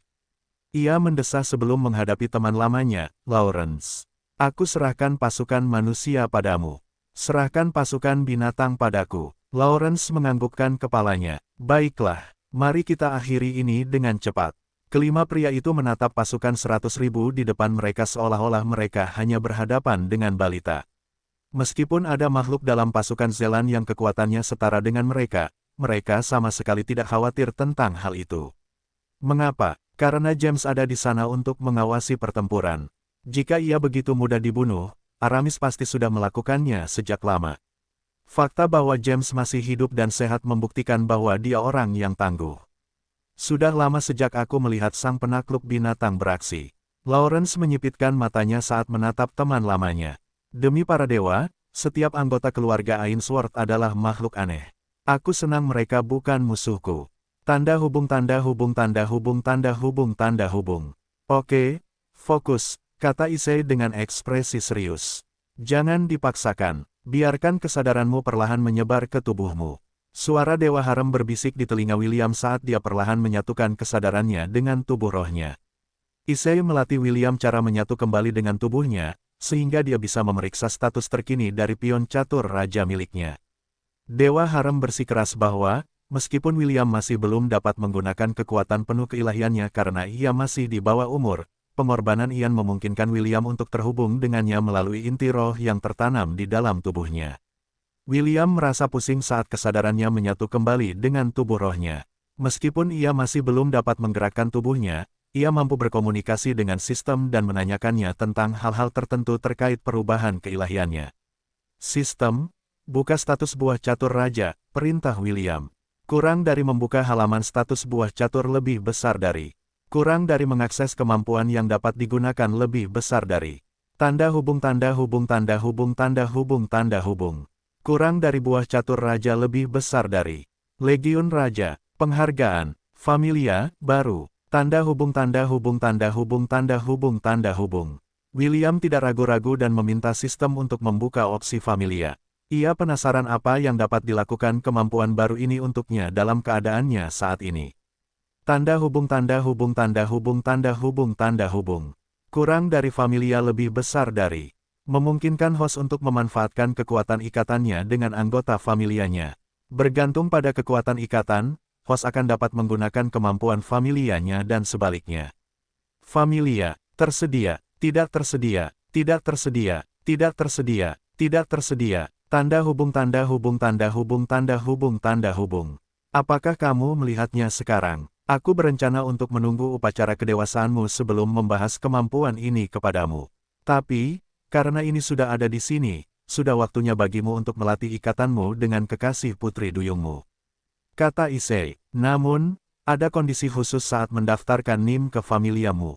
Nim, William bertanya. Ian adalah Nim, half Nim, jawab Issei. Tapi, tetap saja Nim. Untuk menambahkannya ke familiamu, kamu harus tahu nama aslinya terlebih dahulu. Tidak seperti manusia, Nim dianugerahi nama asli pada hari kelahiran mereka. Suara Issei menjadi sangat serius saat dia melanjutkan penjelasannya. Ingatlah William, ada beberapa makhluk di dunia yang terlahir dengan nama asli. Siapapun yang tahu nama mereka akan dapat memerintahkan mereka untuk melakukan apa saja. William menganggukkan kepalanya tanda mengerti. Meskipun dia pernah membaca hal serupa dalam novel sebelumnya, ini adalah pertama kalinya dia benar-benar mempraktikkannya. Ada apa? Issei bertanya setelah beberapa menit berlalu dalam keheningan. Apakah kamu mungkin ragu untuk memiliki kendali penuh atas kehidupan orang lain? Petik 2. Ya, entah bagaimana, ini terasa salah. Salah. Apakah kamu bodoh? Orang-orang yang bimbang sepertimu adalah orang-orang yang di-NTR dalam kehidupan nyata. Karena Ian telah memberikan setengah hatinya kepadamu, kamu harus bertanggung jawab dan tidak menjadi orang yang pelin-pelan. Atau, mungkin kamu menunggu pria lain mengetahui nama aslinya.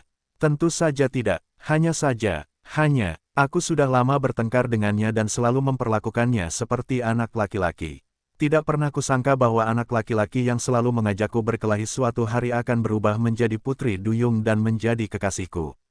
Rasanya tidak nyata. Issei mendesah, inilah masalah dengan perawan. Setelah lulus, kau tidak akan pernah ragu lagi. Jelas, kau tidak bisa melakukan itu sekarang.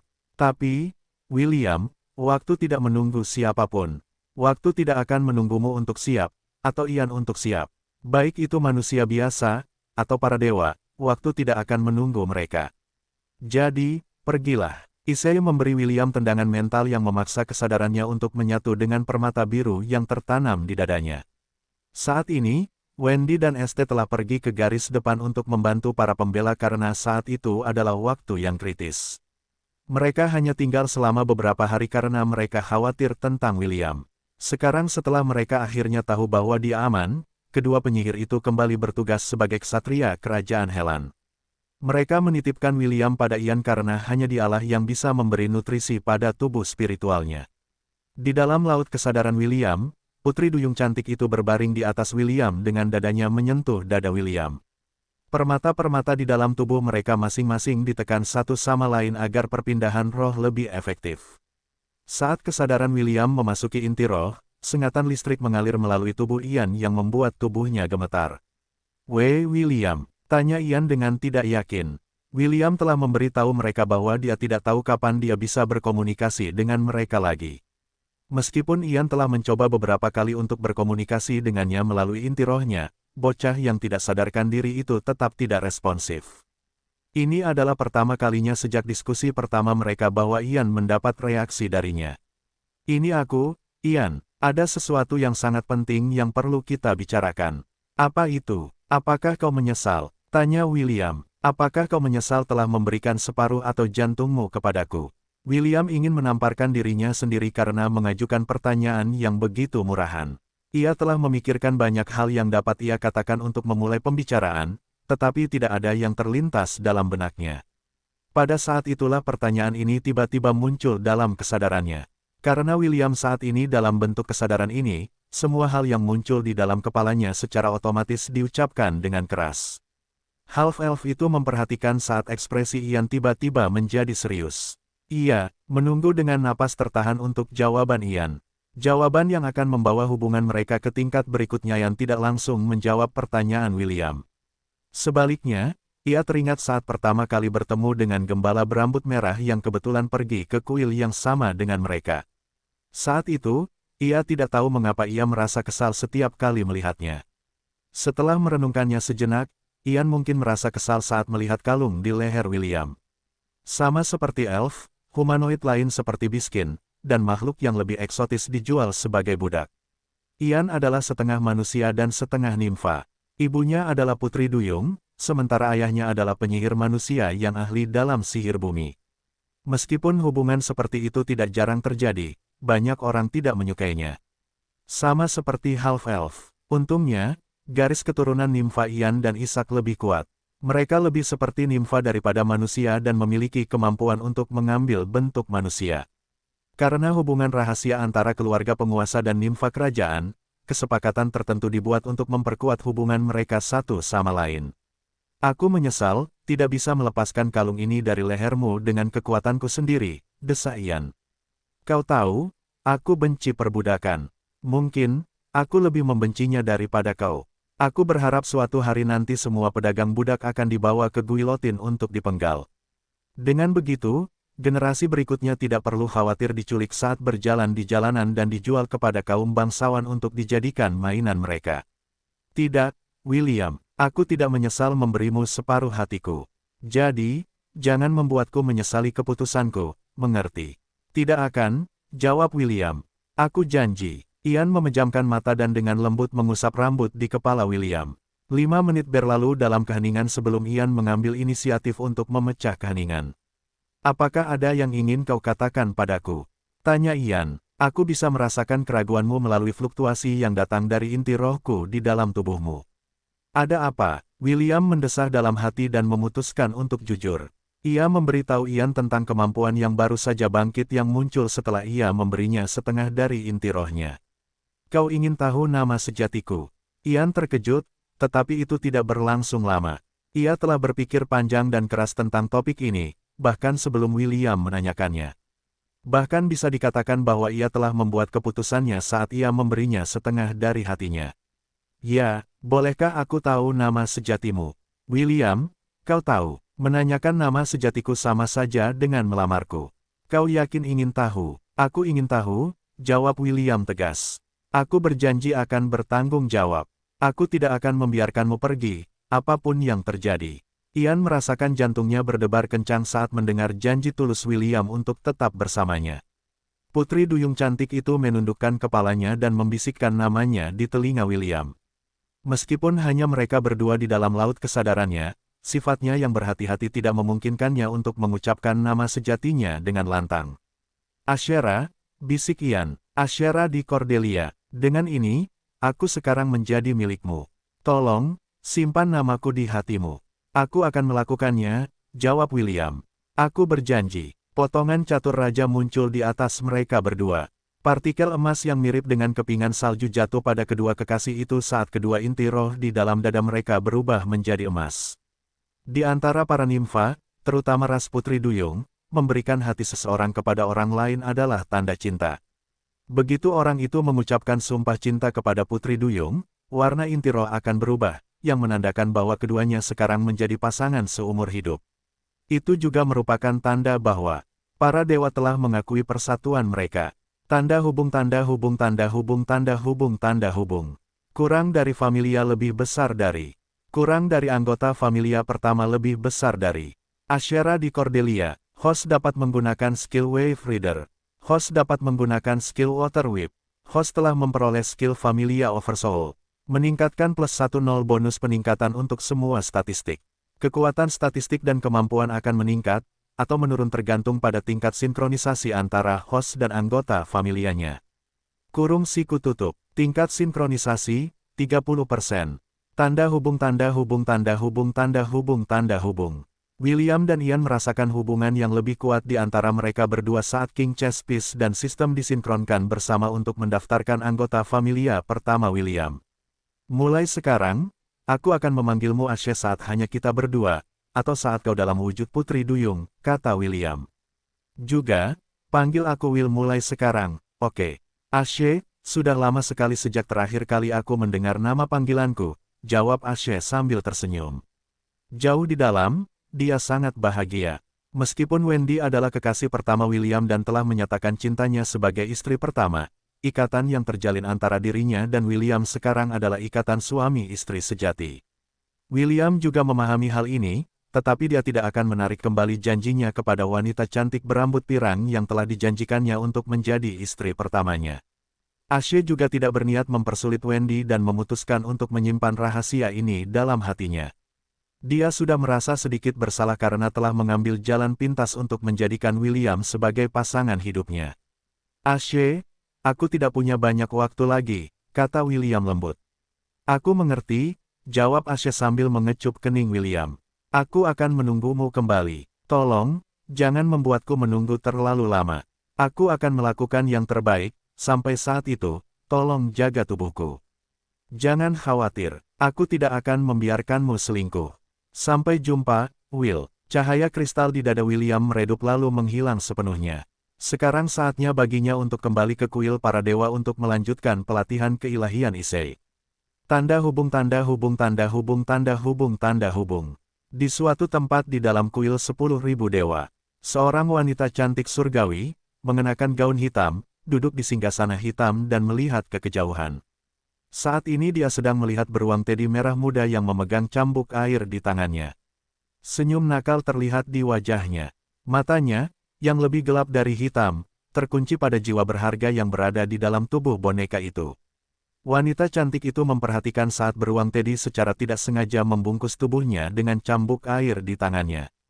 Jelas, beruang teddy itu tidak terbiasa dengan tubuhnya saat ini dan mengalami kesulitan menggunakan cambuk itu sebagai senjata. Tawa kecil keluar dari bibir wanita itu saat dia melihat upaya sia-sia beruang teddy untuk melepaskan diri dari cambuk yang telah mengubahnya menjadi lumpia. William tidak menyadari bahwa salah satu dewa purba di dalam kuil telah menaruh minat besar padanya. Seorang dewi yang suatu hari akan menunjukkan kehadirannya, tidak hanya kepada William, tetapi seluruh dunia Hestia, bagaimana kemajuan pengumpulan jiwa-jiwa yang tewas di medan perang. Semuanya berjalan lancar, Tuan. Sangat disayangkan bahwa kita tidak memenuhi tujuan kita dalam membangun altar yang dibutuhkan, tetapi itu dapat dikompensasi dengan meningkatkan jumlah jiwa yang kita kumpulkan dari perang yang sedang berlangsung. Pria yang duduk di singgasana itu menganggukkan kepalanya.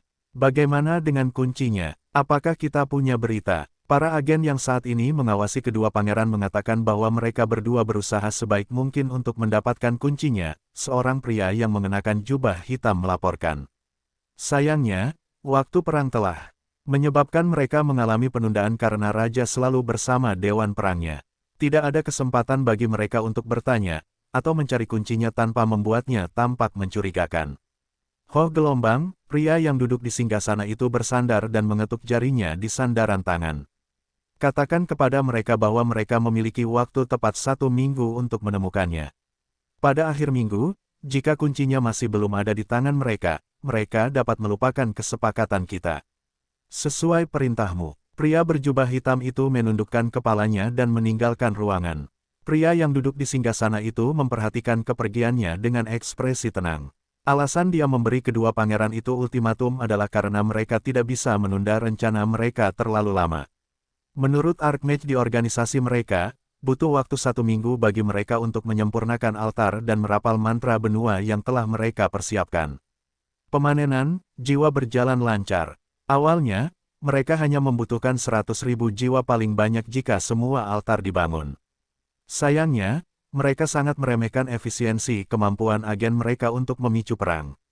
Karena itu masalahnya, mereka hanya perlu mengumpulkan lebih banyak jiwa untuk menebus kekurangan altar. 1.000.000 jiwa, ini adalah jumlah jiwa yang mereka butuhkan untuk mengaktifkan mantra yang akan membuat seluruh benua selatan bertekuk lutut. Awalnya, mereka khawatir tidak akan dapat memenuhi target. Untungnya, salah satu dari myriad beast yang berpartisipasi dalam perang adalah Ratu Semut. Dengan kemampuan melahirkan ribuan telur sehari, ia mampu mengumpulkan pasukan yang jumlahnya ratusan ribu yang menghancurkan garis pertahanan pertama Kerajaan Helan. Bahkan sekarang, Benteng Windsor sudah mendekati kehancurannya meskipun ada Sword Sein di sana untuk melindunginya. Kekuatan satu orang saja tidak akan cukup untuk menahan pasukan yang jumlahnya lebih dari 1 juta. Terutama jika pasukan ini memiliki beberapa Centennial dan Millennial Beast di bawah perlindungan 2 Sword Sein yang tersisa dari dinasti Aenasa. Tanda hubung tanda hubung tanda hubung tanda hubung tanda hubung. Penyihir, tembak, Gareth, Jenderal Agung yang memimpin pertahanan benteng Windsor, meraung di tengah teriakan pasukan semut yang telah maju ke dinding benteng. Segudang mantra dari berbagai elemen menghujani pasukan semut dengan amarah. Rentetan mantra itu tampak tak berujung, tetapi melihat lautan semut yang terus bergerak maju, perlawanan mereka tampak seperti upaya sia-sia untuk mencegah hal yang tak terelakkan. Lebih dari 20 semut milenium terus merangkak menuju benteng, dan mata mereka terbakar oleh nafsu membunuh. Namun, mereka bukan satu-satunya binatang tingkat tinggi di pasukan Aenasa. 15 semut terbang milenium lainnya melayang di atas medan perang, yang membuat para pembela hampir kehilangan harapan. Jika bukan karena Sword Sein, 6 Archmage dari utara dan timur, Aerial Cavaliers dari Frisia, Brigade Griffon, dan bala bantuan dari Royal Academy yang telah tiba tepat pada waktunya, benteng Windsor mungkin sudah jatuh. Pengeboman kelas 2 dan 3 hampir berakhir, ST mengumumkan. Kelas 1 persiapkan mantra kalian. Kelas 4, bersiap, seru Matthew. Ratusan mantra diaktifkan secara bersamaan saat kelas 1 dan kelas 4 menunggu perintah berikutnya dari kepala prefek.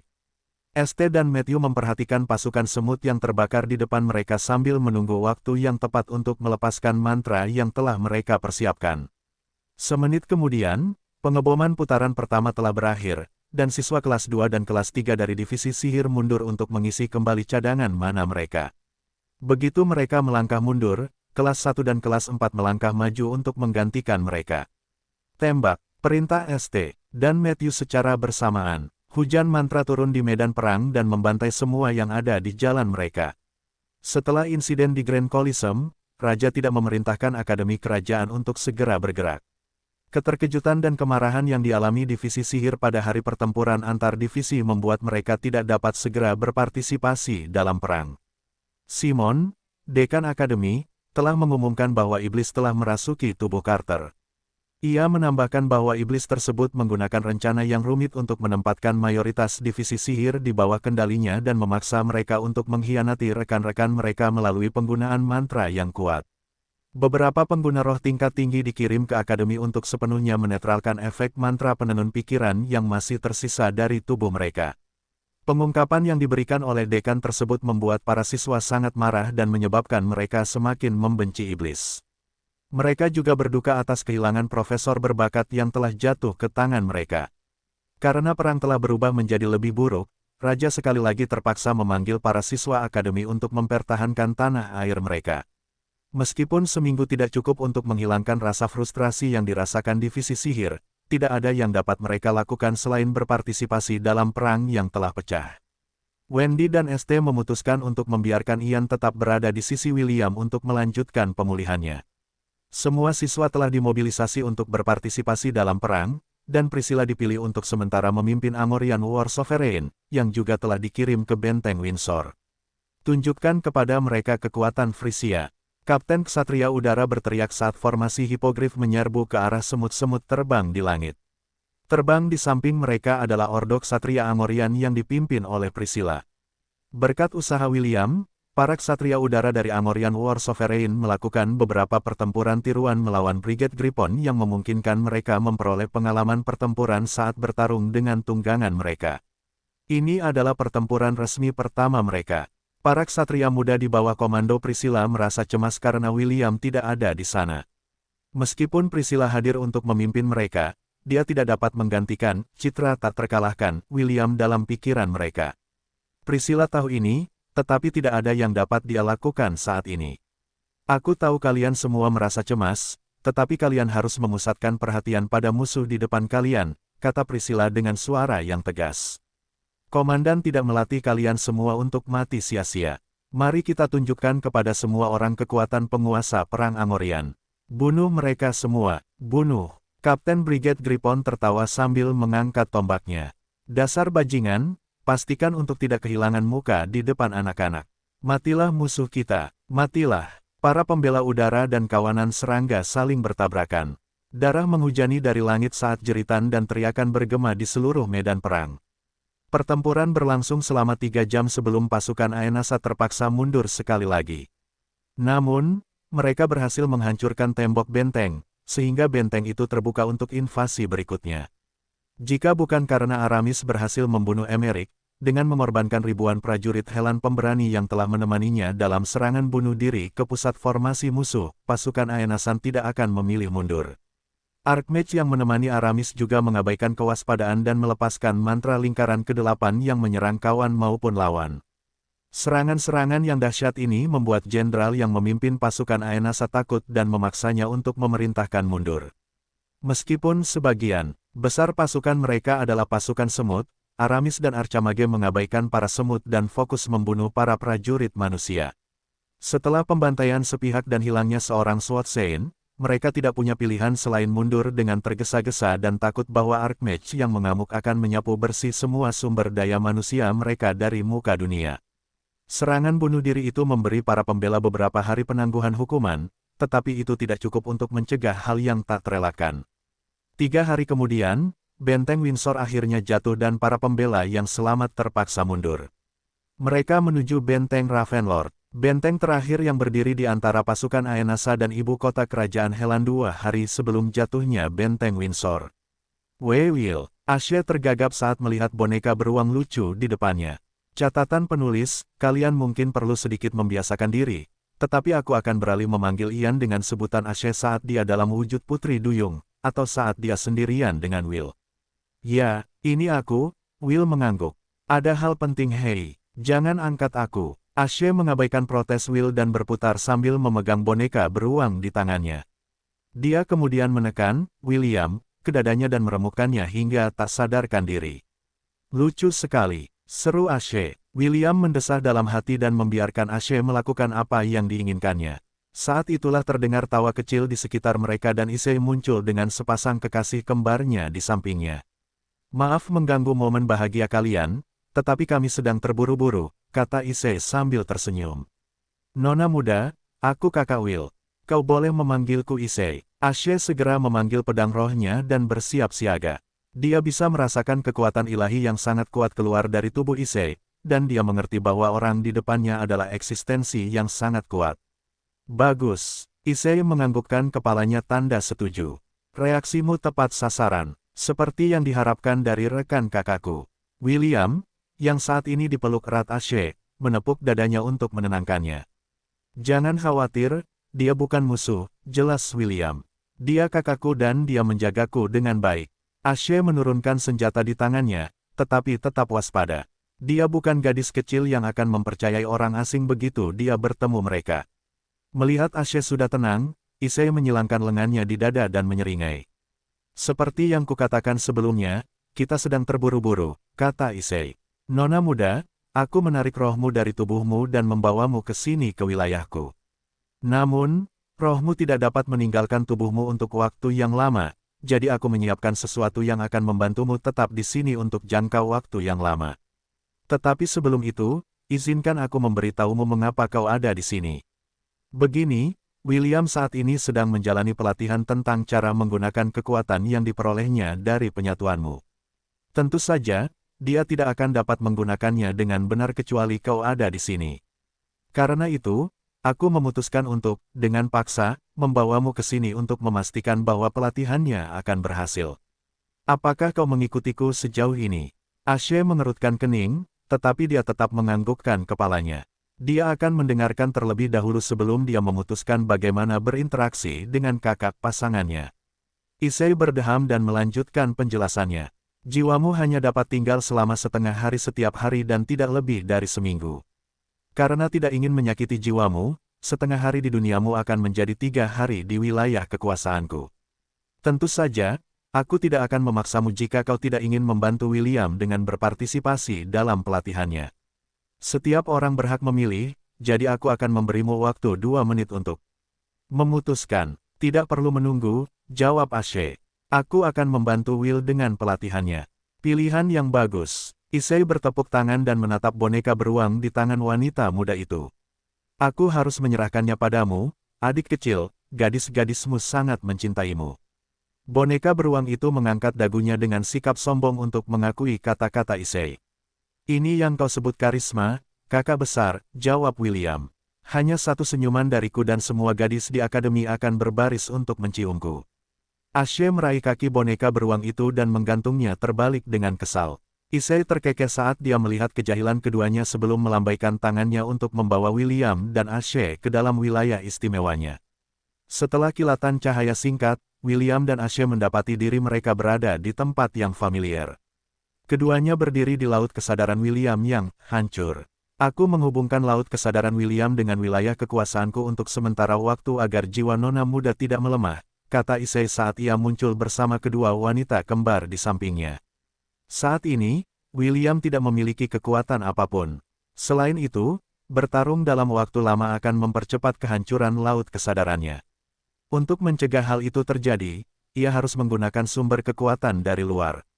Disinilah peranmu, nona muda. Issei menunjuk Ashe dengan ekspresi serius di wajahnya. Karena kalian berdua terhubung melalui inti roh kalian, laju sinkronisasi tubuh dan jiwa kalian berdua telah mencapai persyaratan minimum untuk Familia Oversoul. Alih-alih menjelaskan, Issei mencium bibir kedua wanita kembar di sampingnya dan mengucapkan 2 kata. Familia Oversoul. Tubuh kedua gadis itu menjadi halus dan menyatu dengan tubuh Issei.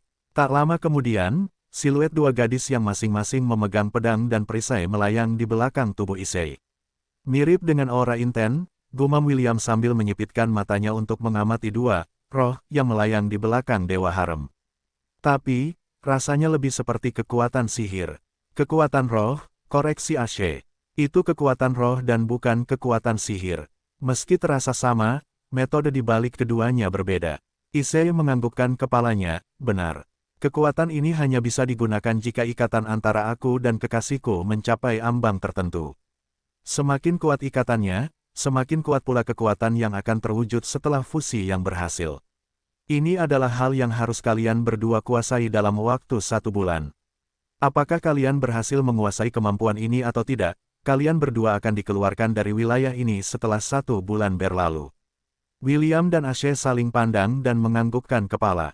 Boneka beruang itu kemudian menatap kakaknya dan menanyakan pertanyaan yang ingin ditanyakannya. Kakak, bagaimana kita bisa memperkuat ikatan kita? Tanya William. Senyum di wajah Issei melebar saat dia menatap William dan wanita muda yang memegang wadah, sementara miliknya. Cara tercepat adalah kalian berdua saling berpelukan. Issei terkekeh. Tapi karena kalian berdua masih di bawah umur, dan aku tidak ingin Dewa FBI menangkap adikku, kalian berdua bisa berpelukan dan berciuman untuk sementara waktu. Tentu saja, kalian juga perlu berlatih penggabungan. Satu-satunya keuntungan adalah, karena domainku terhubung dengan dunia roh William, dia akan dapat memanifestasikan sedikit kekuatan rohnya untuk menjaga koneksi kalian tetap stabil. Aku akan kembali setelah kalian berdua berhasil melakukan Familia Oversoul. Setidaknya, diperlukan tingkat sinkronisasi 50% untuk mewujudkannya. Issei melambaikan tangan dan menghilang dalam sekejap mata. Ia ingin memberi kedua pengantin baru itu privasi, sehingga mereka tidak perlu khawatir ada yang menguping interaksi intim mereka. Setelah Issei pergi, tubuh teddy bear itu bersinar dan membesar. Tak lama kemudian, ia berubah menjadi wujud asli William, yang mengejutkan mereka berdua. Jangan khawatir, Will, kata Issei melalui telepati. Aku akan memberimu hadiah karena aku tahu sulit untuk menyentuh kekasihmu saat kau berada di tubuh boneka beruang itu. Tak perlu berterima kasih padaku. Pastikan saja kau melakukan yang terbaik dan mencetak base pertama. Sedangkan untuk base kedua, itu adalah area abu-abu. Aku serahkan pada kebijaksanaanmu. Selamat bersenang-senang. Wajah William memerah saat mendengar kata-kata Issei. Perasaannya terhadap Ashe masih dalam tahap awal, tetapi dia tahu bahwa karena perbuatan itu sudah terlanjur dilakukan, dia harus bertanggung jawab dan merawatnya selama sisa hidupnya. Ashe, kata William lembut sambil memegang tangannya. Aku akan melakukan yang terbaik. Jadi, kumohon, percayalah padaku. Aku berjanji akan menyayangimu selama sisa hidupku. Ashe tersenyum sambil menyandarkan kepalanya di dada William. Sejak pertempuran dengan teror Han itu, aku tahu bahwa kau adalah seseorang yang dapat kuandalkan dengan hidupku. Mungkin, saat itulah aku jatuh cinta padamu. Will, aku takut. Ini pertama kalinya aku merasa seperti ini. Aku tidak tahu harus berbuat apa. Tidak apa-apa, William menepuk punggungnya dan mencium keningnya. Mari kita mulai pelan-pelan, oke. Oke, jawab Ashe sambil membenamkan kepalanya di dada William. Keduanya mengerti bahwa mereka tidak bisa terburu-buru dalam hubungan mereka, tetapi itu tidak berarti mereka tidak dapat mengambil langkah pertama untuk menghilangkan kecemasan yang mereka rasakan dalam hati mereka. Ashe mendongak dan memejamkan mata. Jantungnya berdetak kencang di dalam dadanya saat dia menunggu kekasihnya menghilangkan ketakutan dan keraguan di dalam dirinya. William menundukkan kepalanya dan mencium bibirnya. Ciuman itu hanya berlangsung selama beberapa detik, tetapi itu lebih dari cukup bagi Ashe untuk memahami perasaan di baliknya. Ketidakamanan yang telah dia pendam perlahan mencair saat dia mengambil inisiatif untuk membalas ciumannya. Ashe tidak akan mengakuinya, tetapi sejak William menjadikan Wendy kekasihnya, dia merasa sangat iri dan cemburu padanya. Sekarang, dia tidak perlu khawatir tentang itu lagi. Tindakan William meyakinkannya bahwa dia menganggap hubungan mereka serius. Dengan ini, kabut di hati dan pikirannya akhirnya menghilang saat dia menyerahkan dirinya pada ciuman penuh gairah kekasihnya, yang membuatnya jatuh cinta padanya lagi.